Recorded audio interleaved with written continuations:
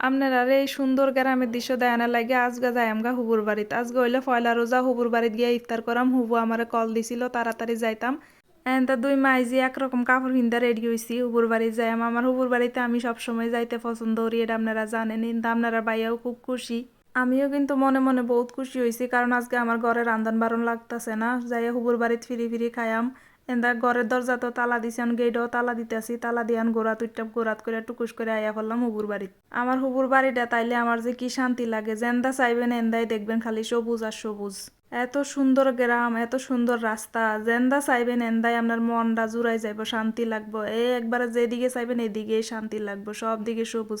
এত সুন্দর যদি একটা হুবুর বাড়ি থাকে, প্রতিদিন না যাইয়া পারবেন। আমি প্রতিটা দিন হুবুর বাড়িতে আই দিককে আমার অন্য ভাই বোনগুলো একটু হিংসা করে, হিংসা না কইরা আপনারাও আয়া পড়েন। এটা হয়েছে হুবুর বাড়ির নতুন বিল্ডিং। এই বিল্ডিংটা এখনো কমপ্লিট হয়েছে না, এটাতে কাজ চলতেছে এখনো। পিছন দিয়ে আছে হুবুর এই মাটির ঘর। মাটির ঘর আপনারা দেখায়াম। আমার হুবুর যেরকম মন সুন্দর, তার ঘর বাড়ি এরকম সুন্দর। এই বাড়িটার ভিতরে দিয়ে গিয়া পিছন দিয়ে হয়েছে হুবুর মাটির বাড়ি। এটা হয়েছে হুবুর সেই 40 বছর আগের মাটির বাড়ি। আমিও কিন্তু ছোটবেলা থেকে এই মাটির ঘরে বড় হয়েছি। এটা আমার হুবুর বাড়ির মাটির ঘর। এনো আইলেও আমার শান্তি লাগে। মাটির ঘর মানে হয়েছে ঠান্ডা। আর এখন বোরকাটা কুল্লা ইফতার করলাম সবাই মিল্লা, এটাই বাস্তব। হা হা হা হা।